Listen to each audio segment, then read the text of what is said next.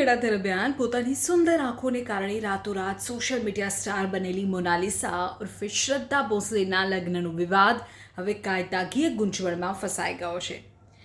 હવે આપણે કેટલીક જાણકારી આપીએ કે જેના કારણે ફરી મોનાલિસા અત્યારે ચર્ચામાં છે. મહાકુંભ 2025માં એક રીલ દ્વારા દેશભરમાં જાણીતી બનેલી બ્લુ આઈડ ગર્લ મોનાલિસા અત્યારે ચર્ચામાં છે. અને આ વખતે કારણ છે તેની સુંદરતા નહીં પણ વિવાદિત લગ્ન.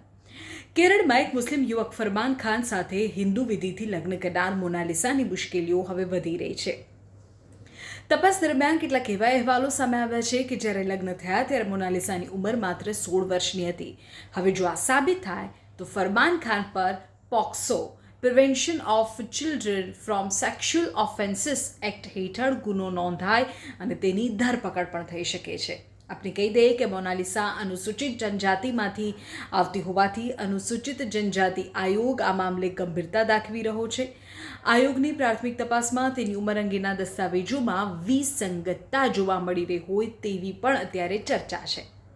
તો મોનાલિસાના પિતાએ તો આ મામલે પહેલેથી જ આક્ષેપ કર્યો છે કે તેમની દીકરીને લલચાવી ફૂસલાવીને લઈ જવામાં આવી છે, એટલે કે શું લવ જેહાદ છે. જોકે મોનાલિસાએ અગાઉ પ્રેસ કોન્ફરન્સમાં દાવો કર્યો કે તે પુખ્ત વયની છે અને તેણે પોતાની મરજીથી લગ્ન કર્યા છે.